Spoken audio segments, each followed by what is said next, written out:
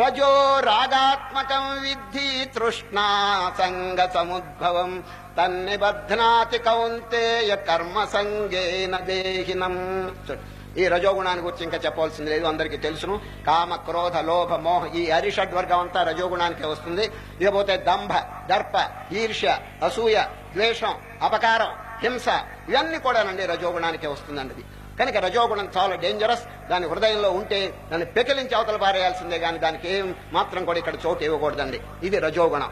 పోతే తమోగుణం. తమోగుణం అంటే ఏంటి తెలుసండి? ఒట్టి బద్ధకం, సోమరితనం, నిద్ర, తిండి. తిండి బాగా తింటాడండి వాడు, తిండి నిద్ర. మీరు అడగచ్చేమండి తమోగుణం వాళ్ళకి గురువు ఎవరైనా ఉన్నారా? గురువు అని ఉన్నాడండి ఒక ఆయన. ఎవరంటే కుంభకర్ణుడు అండి. కుంభకర్ణుడు ఆయన దగ్గర వీళ్ళంతా మంత్రోపదేశం పొందారండి. ఎవరు? తమోగుణం వాళ్ళు. మరి రజోగుణం వాళ్ళ దగ్గర ఎవరైనా గురువు ఉన్నాడా అంటే రావణాసురుడు అండి. రావణాసురుడు. చూడు వీరిద్దరు సత్వగుణం కలిగిన వారి గురువు అంటే విభీషణుడు. చూడండి ముగ్గురు రాక్షసులు 3 గుణాలతో పుట్టారండి. ఎంత విచిత్రమో చూడండి అది. విభీషణుడు సత్వగుణం, రావణాసురుడు రజోగుణం, కుంభకర్ణుడు తమోగుణం. ఇప్పుడు తమోగుణాన్ని గురించి శ్రీకృష్ణ పరమాత్మ వర్ణించేటప్పుడు ఇది హోప్లెస్ నాయన, ఎందుకు పనికిరాదు, ఇది పుణ్యం లేదు పురుషార్థం లేదు. గోడ. గోడకేముందండి? పుణ్యమా పాపమా చెప్పండి? ఏమి లేదు, గోడ జడమైంది. అదేవిధంగా ఈ బద్ధకం కలిగిన వాళ్ళు తమోగుణం సోమరులండి. ఊరికే నిద్రపోతుంటారు, టైం అంతా వేస్ట్ చేస్తుంటారని ఉపనిషత్తులు ఏం చెప్పినాయి తెలుసండి? ప్రమాదం అంటే సోమరితనం. మన తెలుగులో ప్రమాదం కాదండి. తెలుగులో ప్రమాదం అంటే యాక్సిడెంట్ అని ఇటువంటిది అంటుంటారు. కానీ సంస్కృతిలో ప్రమాదం అంటే సోమరితనం. ఇదే ప్రమాదో బ్రహ్మనిష్టాయాం న కర్తవ్య కదాచన ప్రమాదే జృంభతే మాయ సూర్యాపాయే తమో యథ. చీకటి ఎక్కడుందో మనకి తెలియదండి. పగలు ఎక్కడ దాక్కుంటుందో, కానీ సూర్యుడు అస్తమితంగానే చీకటి అమాంతంగా వచ్చి మీద పడిపోతుందండి.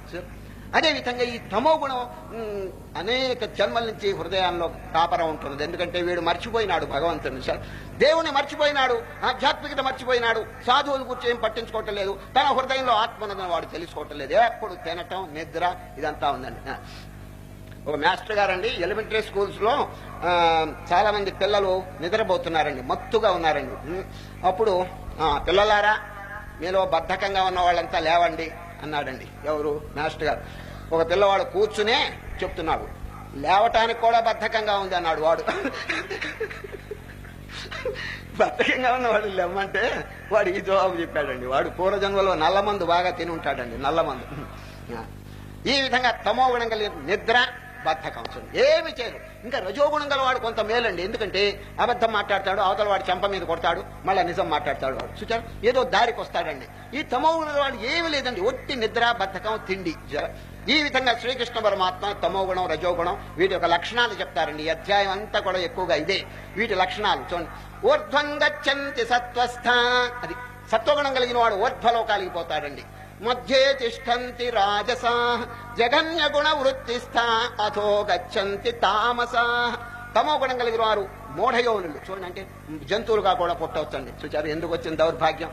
కనుక హృదయాన్ని బాగా పరిశోధించుకుని రజోగుణం తమోగుణం ఎంత శీఘ్రంగా మనం పారద్రోలితే అంత మంచిదండి. సరే దీనివల్ల కలిగే ఫలితం ఏమిటి అని అనొచ్చు. సత్వగుణం కలిగితే వచ్చే ఫలితం అంటే సుఖం. రజోగుణం కలిగిన వాళ్ళ యొక్క ఫలితం ఏమిటంటే దుఃఖం. తమోగుణం వల్ల వచ్చే ఫలితం ఏమిటంటే అజ్ఞానం. చూడండి సత్వాత్ సంజాయతే జ్ఞానం రజసో లోభ ఏవ చ ప్రమాదమోహౌ తమసో భవతో జ్ఞానమేవ చ కర్మణ సుకృతస్యాహు సాత్వికం నిర్మలం ఫలం. సాత్వికం నిర్మలం ఫలం. సత్వగుణం కనుక ఉంటే మహాసుఖం కలుగుతుందండి. ఈ రజోగుణం కలిగి ఉంటే దుఃఖం కలుగుతుంది, తమోగుణం కలిగి ఉంటే అజ్ఞానం కలుగుతుందండి. ఈ విధంగా ఈ బంధనానికన్నిటికీ కారణం ఏంటంటే 3 గుణాలే అంటాడు. చూడు నాణ్యం గుణేభ్య కర్తారం యదా దృష్టానుపశ్యతే గుణేభ్యశ్చ పరం వేత్తి మద్భావం సోధిగచ్చతి. అర్జున 3 గుణాలు దాటండి. 3 గుణాలు దేని వల్ల ఏర్పడ్డాయి? మనస్సు వల్ల. మనం ఎక్కడికి పోవాలనో మనస్సును దాటినటువంటి ఆత్మస్థితిలోకి వెళ్ళాలి. ఏవం బుద్ధే పరం. అది ఎట్లా లభిస్తుందంటే మెడిటేషన్.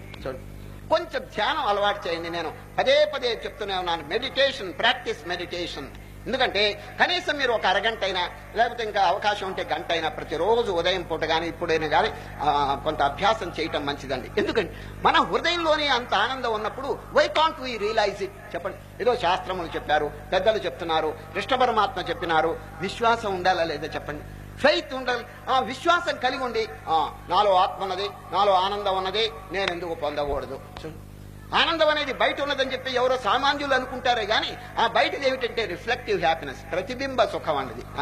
ఇప్పుడు సందర్భం వచ్చింది కాబట్టి అసలు సుఖం అనే ఎందుకు కలుగుతుందో చెప్తాను వినండి. సైంటిఫిక్ గా నేను ఎక్స్ప్లెయిన్ చేస్తాను సుఖం అనేది. సరే, సంకల్పం. ఇప్పుడు చూడండి, మామిడి పండు దృష్టాంతం చూడండి. మామిడి పండు మీద ఎందుకు మనకంత ప్రేమ చెప్పండి? ఎందుకంటే పదే పదే పదే పదే దాని గురించి సంకల్పం చేస్తుంటాడు. ఇది బాగుంటుంది, రుచిగా ఉంటుంది, తీపిగా ఉంటుంది, దాని గురించి పదే పదే సంకల్పం చేస్తుంటాడు. అది మన దగ్గరికి వచ్చింది అనుకోండి, ఎవరో తెచ్చిచ్చారు, మార్కెట్కి వెళ్ళి తెచ్చారు, వెంటనే సంకల్పం కొంచెం తగ్గిపోతుందండి. చూచారా? దూరంగా ఉన్నప్పుడు తినాలి, అనుభవించాలనేటువంటి సంకల్పం మామిడి పండు దగ్గరకు వచ్చేటప్పటికి తగ్గిపోతుందండి. చూచారా? ఇప్పుడు దాన్ని చెక్కు తీసుకుని ఒక ముక్క తినండి, ఇంకా తగ్గిపోతుందండి. ఏది? సంకల్పం. ఎప్పుడు సంకల్పం తగ్గిపోయిందో ఆ సంకల్పం కింద ఉన్నటువంటి అధిష్టానం ఆనందం కొద్దిగా దీంతో ప్రతిబింబిస్తుందండి మనస్సులో. ఆ ప్రతిబింబ ఆనందం మామిడి పండులో నుంచి వచ్చింది అని పొరపాటున అనుకుంటున్నాడండి వీడు. అర్థమైందండి? మామిడి పండులో నుంచి ఆనందం రావటం లేదండి. వీడు ఎప్పుడు సంకల్పం రహితం అయిపోయిందో అధిష్టానంగా ఉన్నటువంటి ఆత్మానందం కొంచెం అనుభవానికి వచ్చిందండి. సార్, అనుభవానికి వచ్చేటప్పటికి అది అట్లా దాని నుంచి వచ్చినట్టు భావన చేస్తున్నాడు. కుక్క ఎక్కడికో పోతున్నదండి, పోతుంటే ఎముక దొరికింది, దాన్ని బాగా కొరుకుతున్నది, పళ్ళు ఓడిపోయినాయి, తన రక్తం ఎముక మీద పడింది, నాకుతున్నది. ఆహా, ఎముకలో నుంచి ఎంత రక్తం వస్తున్నది, ఎంత ఆనందం అని చెప్పి అనుకోవటం ఎంత హాస్యాస్పదం చెప్పండి. వాస్తవంగా ఎముకలో నుంచి రక్తం వస్తుందా? లేదు. తన నోట్లోంచి వచ్చిన రక్తం ఎట్లా పీల్చుకుంటున్నదండి. అదేవిధంగా ఆనందం అనేది బయట లేదండి. మన సంకల్పం ఎప్పుడు రహితం అయిపోయిందో అధిష్టానంగా ఉన్నటువంటి ఆత్మస్వరూపం అట్లా ప్రతిబింబించిందండి. ఆత్మానందం అది బయట నుంచి వచ్చినట్టుగా భావన జరుగుతున్నదండి. సరే, కనుకనే యాజ్ఞవల్కుడు తన భార్య అయినటువంటి మైత్రేయికి రహస్యం చెప్తారండి. సరే, నవారే పత్యుక్కామాయ పతిప్రియో భవతి, ఆత్మనస్తు కామాయ పతిప్రియో భవతి. బృహదారణ్యకోపనిషత్తు అండి. బృహదారణ్యం ఎంత చక్కని బోధ. ఎవరికంటే భార్య అయినటువంటి మైత్రేయి యాజ్ఞవల్కుడు చెప్తాడు, అమ్మా సుఖం అనేది వస్తువులో ఉన్నదేమో అని చెప్పి అనుకుంటున్నావేమో, కాదు. నవారే పత్యుక్కామాయ పతిప్రియో భవతి, ఆత్మనస్తు కామాయ పతిప్రియో భవతి. నవారే జాయాయై కామాయ జాయా ప్రియా భవతి, ఆత్మనస్తు కామాయ జాయా ప్రియా భవతి.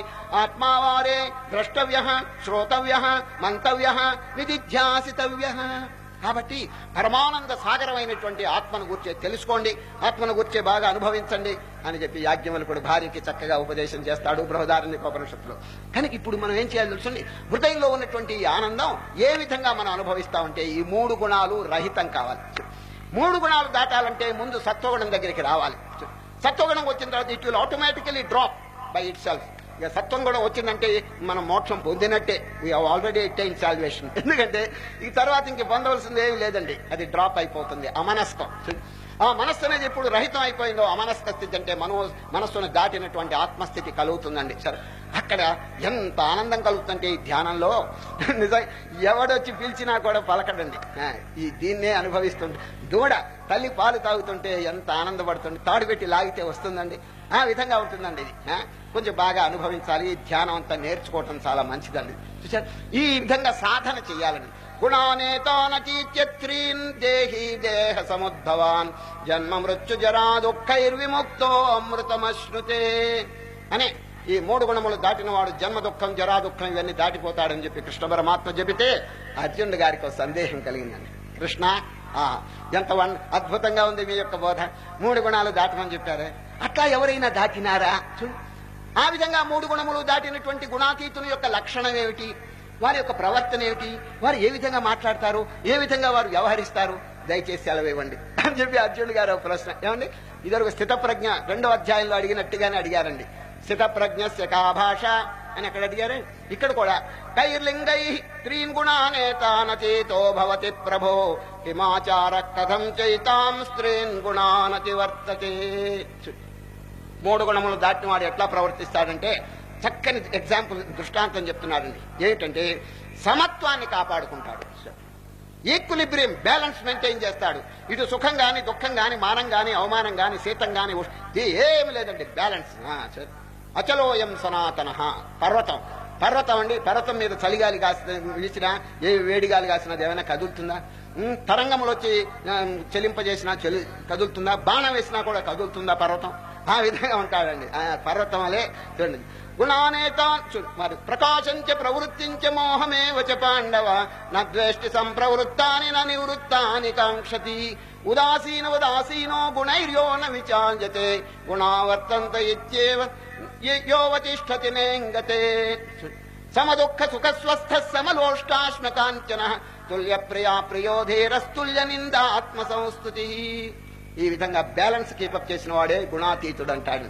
ఇంత అగాధమైనటువంటి జ్ఞానం చెప్పి ఇప్పుడు ఏమంటున్నారంటే భక్తి వల్ల ఈ జ్ఞానం కలుగుతుంది అన్నాడు. చూడు ఆ భక్తికి ఎంత ప్రాముఖ్యత ఇచ్చారో చూడండి. పండు కావాల్సిందే గాని పండు పుష్పంలో నుంచి వస్తుందని చెప్తున్నాడు.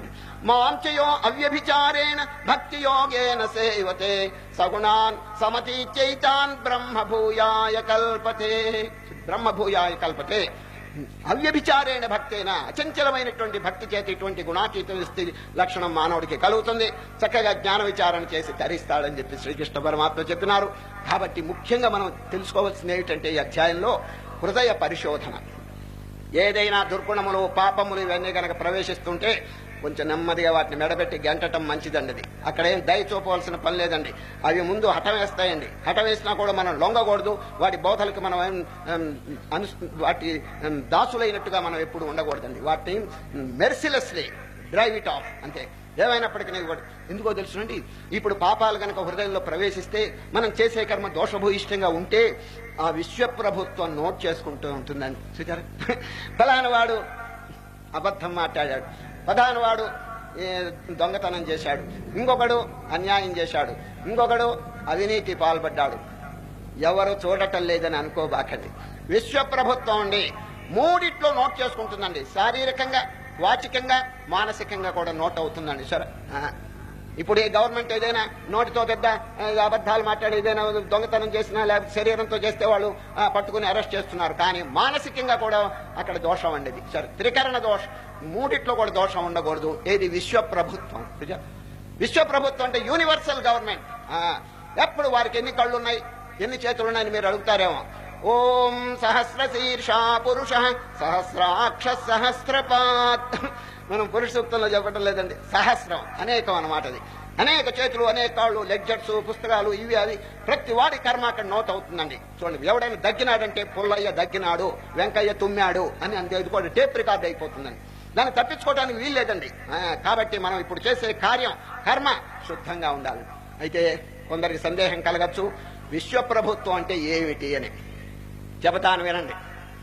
పరమాత్మ ప్రెసిడెంట్, ఈశ్వరుడు ప్రైమ్ మినిస్టర్, బ్రహ్మదేవుడు ప్లానింగ్ మినిస్టర్, ఇంద్రుడు హోమ్ మినిస్టర్, కుబేరుడు finance minister, Kumaraswamy defence minister, వరుణుడు agricultural minister, Saraswati educational minister, వాయుదేవుడు హెల్త్ మినిస్టర్, నారదుడు రేడియో అండ్ బ్రాడ్కాస్టింగ్ మినిస్టర్.